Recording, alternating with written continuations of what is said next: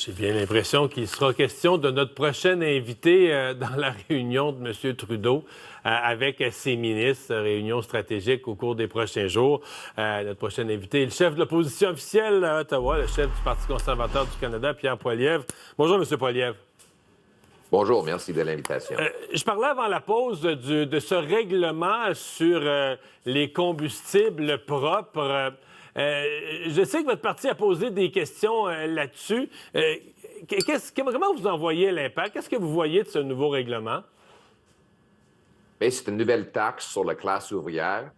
Comme vous l'avez dit, c'est à peu près 17 sous le litre, mais si on compte aussi le taxe de vente qui va s'appliquer sur la taxe combustible, ça va être 20 sous le litre davantage de taxes sur le dos des Québécois.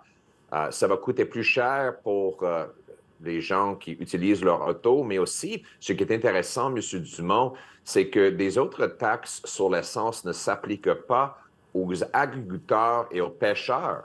Il y a une exemption, mais cette taxe ici, ça s'applique directement sur l'énergie utilisée par les fermiers et sur les camionneurs. Ça va augmenter le coût de nourriture, parce que si on met une taxe sur le fermier qui produit la nourriture et le camionneur qui transporte la nourriture, c'est une taxe sur la nourriture. Donc, c'est une nouvelle taxe. Je l'appelle la taxe Trudeau-Blanchette parce que le Bloc québécois a voté pour cette nouvelle taxe. C'est seulement le Parti conservateur qui a voté contre et un gouvernement Poilievre va l'abolir. Bon, vous dites vouloir abolir ce règlement là, sur les combustibles propres. Je voulais dire même chose pour la taxe carbone.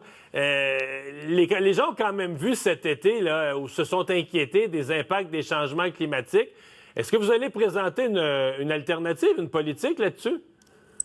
Oui, nous allons faire l'inverse. Au lieu d'augmenter le coût des énergies traditionnelles dont on a toujours besoin, surtout dans les régions, on va réduire le coût des alternatives. On va éliminer la paperasse pour donner le feu vert au projet vert. On va enlever la paperasse fédérale pour permettre au Québec de bâtir davantage de barrages hydroélectriques. On va accélérer l'approbation des projets nucléaires qui alimentent notre système énergétique avec de l'électricité sans émission. On va inciter le capturage de carbone. On va permettre davantage d'énergie qui proviennent de nos vagues dans les océans que propose la Nouvelle-Écosse. C'est comme ça qu'on va réduire les émissions, en augmentant l'énergie sans émissions et en réduisant le coût de ça, au lieu d'augmenter le coût de l'énergie dont on a toujours besoin. Mais vous sentez que vous avez un rattrapage à faire quand même là-dessus. Là. C'est un sujet sur lequel les libéraux vont continuer de vous attaquer, que vous critiquez les taxes, etc., mais que vous n'avez pas une politique solide et claire en matière de changement climatique. Je suis le seul qui a un plan pour réduire les émissions. Écoutez, les libéraux et les bloquistes disent qu'ils vont simplement éliminer l'usage des camions qui utilisent l'essence et des diesels. OK. Avec quoi est-ce qu'on va le remplacer? Si on n'augmente pas la production de l'énergie verte, comme l'hydroélectricité ou le nucléaire, on n'aura pas une source d'énergie pour permettre les gens de conduire, de manger, de réchauffer leur maison. Donc, moi, je vais accélérer l'approbation de ces projets-là pour qu'on puisse donner le feu vert au projet vert. Au lieu de mettre une nouvelle taxe de 20 sous le litre qui va nuire à nos aînés. Les aînés vont devoir choisir entre le chauffage et la nourriture avec cette nouvelle taxe libérale bloquiste. Moi, je vais éliminer ces taxes et fournir davantage d'énergie verte. Il y a des journaux en fin de semaine qui décrivaient votre changement d'image. Est-ce que c'est vrai qu'avec vos conseillers, vous avez travaillé durant l'été sur adoucir votre image? Ma conseillère principale, c'est ma femme qui m'a donné certains conseils je l'écoute parce que je veux être beau dans ses yeux. OK. Mais elle-même, on la voit dans une des publicités, là.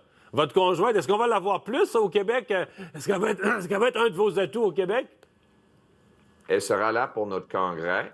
Oui, elle est présente. Et évidemment, c'est une femme très intelligente, très brillante.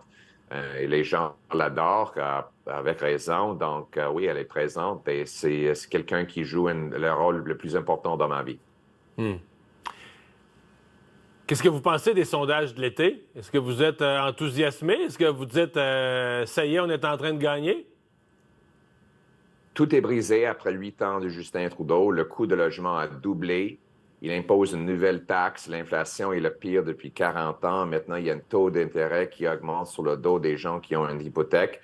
Le fait qu'il ait doublé la dette nationale et imprimé de l'argent pour payer ses factures a causé cette inflation. Seulement le Parti conservateur va éliminer ces taxes, plafonner les dépenses pour équilibrer le budget, réduire l'inflation et les taux d'intérêt et inciter les municipalités d'accélérer la construction de logements pour que nos jeunes puissent encore acheter une maison ou au moins payer leur loyer.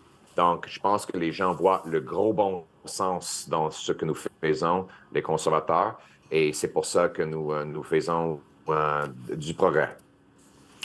Pierre Poilievre, merci d'avoir été avec nous. Au revoir. Merci de l'invitation, M. Dumont. Le chef du Parti conservateur du Canada.